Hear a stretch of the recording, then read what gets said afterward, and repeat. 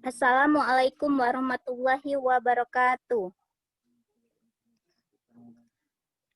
Perkenalkan, kami dari kelompok 3, Manajemen PAUD, akan mempresentasikan hasil diskusi kelompok kami yang berjudul Bentuk, Tujuan, Jenis, dan Persyaratan Penyelenggaraan PAUD.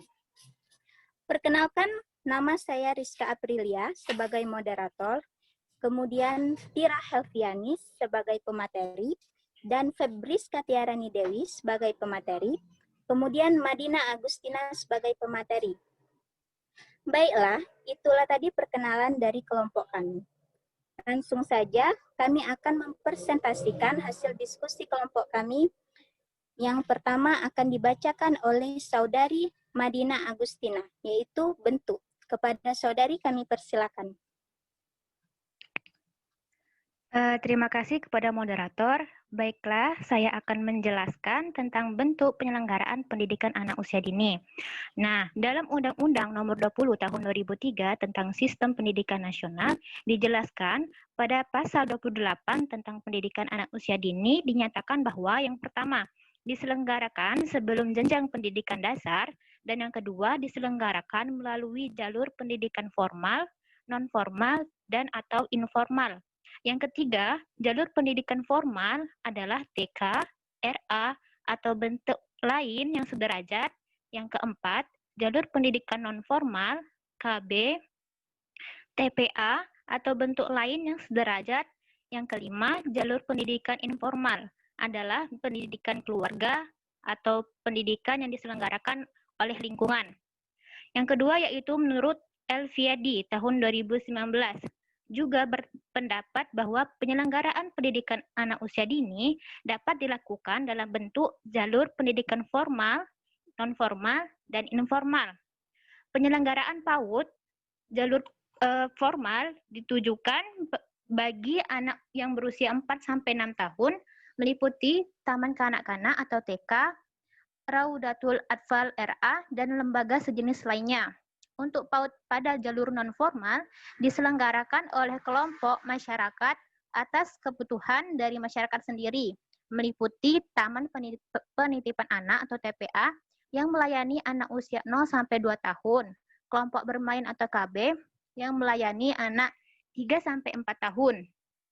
Sedangkan untuk PAUD informal adalah pendidikan bagi anak yang dilakukan oleh keluarga atau lingkungan anak itu sendiri yang bertujuan memberikan keyakinan agama, menanamkan nilai budaya, nilai moral, etika, kepribadian, estetika, serta meningkatkan pengetahuan dan keterampilan anak dalam rangka mencapai tujuan pendidikan nasional. Jadi, slide selanjutnya. Jadi, dapat disimpulkan bahwa bentuk pelayanan penyelenggaraan PAUD itu ada 3. Yang pertama, pendidikan formal, non-formal, informal. Bentuk dari pendidikan formal adalah Taman Kanak-kanak atau TK, Raudatul Atfal atau RA, atau lembaga sejenisnya. Formal, bentuk pendidikan formal, non-formal adalah kelompok bermain, KB, Taman Penitipan Anak, atau bentuk sederajat. Sedangkan untuk pendidikan informal adalah pendidikan keluarga atau pendidikan yang diselenggarakan oleh lingkungan. Terima kasih, kembali ke moderator. Oke, terima kasih kepada Saudari Madina Agustina. Lanjut, yaitu tujuan penyelenggaraan PAUD yang akan dipresentasikan oleh Febriska Tiarani Dewi. Kepada beliau kami persilakan. Baiklah, materi yang selanjutnya yaitu mengenai tujuan penyelenggaraan PAUD. Yang pertama yaitu menurut Gomez. Tujuan penyelenggaraan PAUD adalah untuk membantu menyiapkan anak mencapai kesiapan belajar akademik di sekolah. Lalu, menurut Hartati, menjelaskan bahwa tujuan penyelenggaraan pendidikan anak usia dini antara lain untuk membantu anak yang berkualitas, yaitu anak yang tumbuh dan berkembang sesuai dengan tingkat perkembangannya, sehingga memiliki kesiapan yang optimal di dalam memasuki pendidikan dasar, serta mengarungi kehidupan di masa dewasa dan untuk membantu menyiapkan anak mencapai kesiapan belajar pada pendidikan selanjutnya. Lalu, tujuan utama penyelenggaraan pendidikan anak usia dini berdasarkan Undang-Undang Nomor 20 Pasal 1 Butir 14 Tahun 2003, yaitu untuk membantu pertumbuhan dan perkembangan jasmani dan rohani agar anak memiliki kesiapan dalam memasuki pendidikan lebih lanjut. Kemudian dapat disimpulkan bahwa tujuan penyelenggaraan PAUD adalah untuk membentuk anak yang berkualitas dengan membantu pertumbuhan dan perkembangan jasmani dan rohani agar anak memiliki kesiapan yang optimal dalam memasuki pendidikan dasar serta mengarungi kehidupan di masa dewasa dan untuk membantu menyiapkan anak mencapai kesiapan belajar pada pendidikan selanjutnya. Itulah tadi mengenai tujuan dari penyelenggaraan PAUD.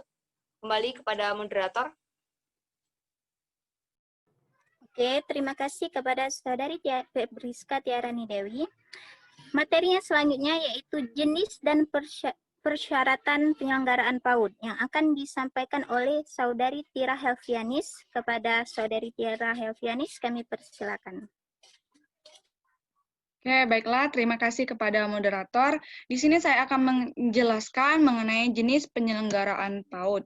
Nah, di jenis penyelenggaraan PAUD ini ada beberapa macam layanannya.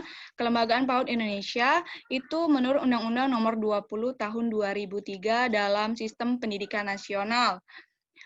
Dalam pasal 1 butir 14 bahwa pendidikan anak usia dini adalah suatu upaya pembinaan yang ditujukan kepada anak sejak lahir sampai dengan usia 6 tahun yang dilakukan melalui pemberian rangsangan pendidikan anak usia dini dalam membantu pertumbuhan dan perkembangan jasmani dan rohani agar memiliki kesiapan dalam memasuki pendidikan yang lebih lanjut. Di mana penyelenggaraan PAUD di Indonesia itu bertumpu pada 5 layanan. Yang pertama ada TK Taman Kanak-Kanak, yang kedua ada TPA Taman Penitipan Anak, yang ketiga ada KB yaitu kelompok bermain, selanjutnya ada PBK, kemudian ada SPS yaitu satuan PAUD sejenis.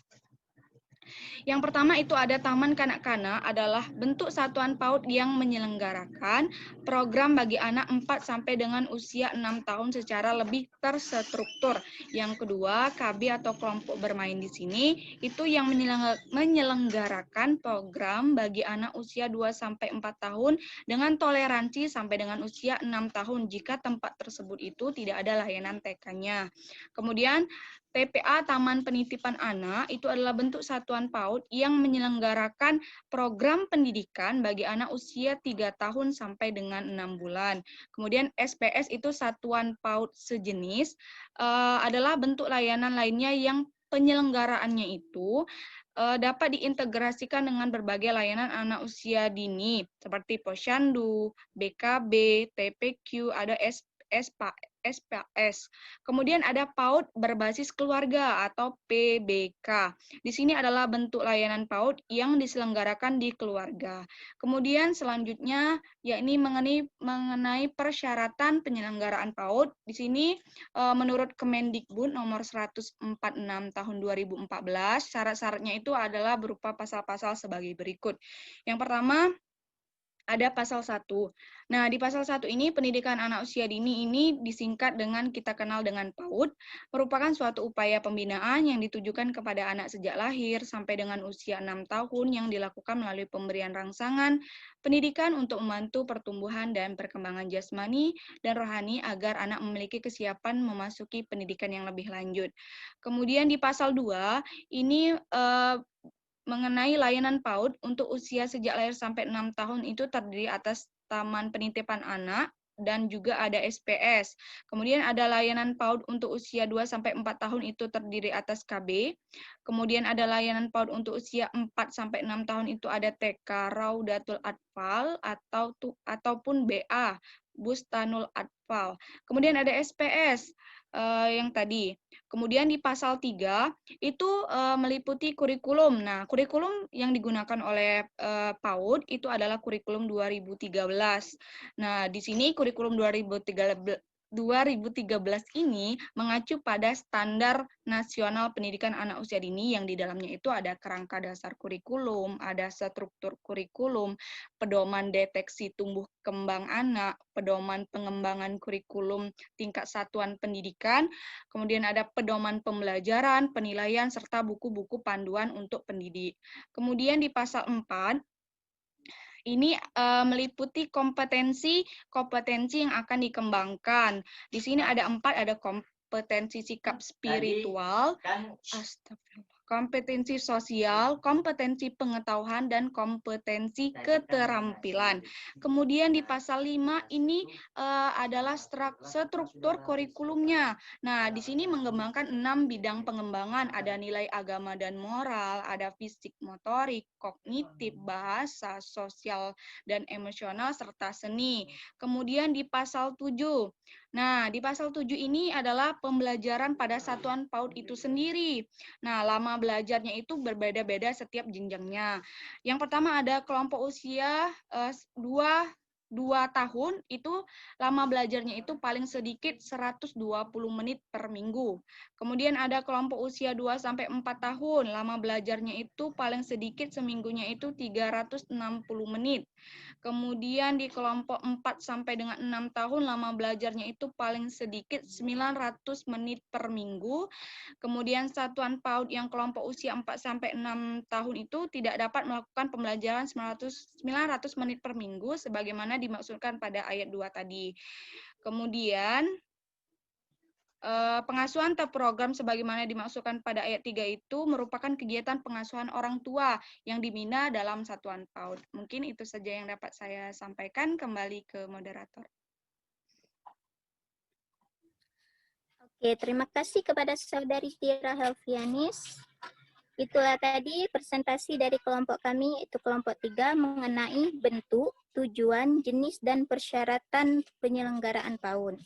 Naila, di sini saya sebagai moderator akan membacakan kesimpulan dari materi kami bahwa pendidikan formal, non-formal, belum formal, bentuk dari pendidikan formal adalah taman kanak-kanak atau TK, Raidatul Atfal atau RA, atau lembaga sejenisnya.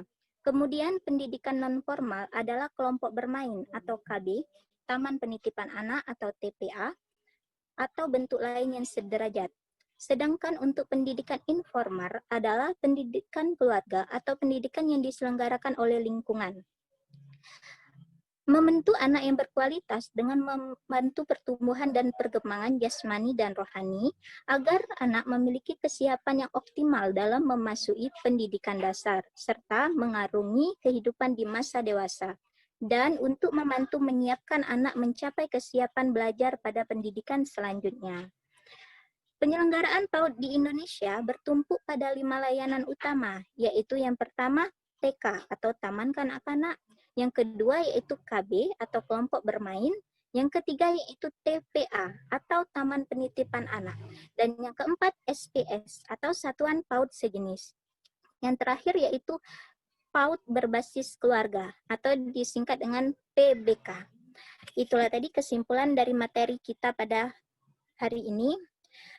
Saya sebagai moderator, apabila ada kata yang salah, saya mohon maaf. Kepada Allah saya mohon ampun. Akhir kata dari saya, wabillahi taufiq wal hidayah. Wassalamualaikum warahmatullahi wabarakatuh. Terima kasih.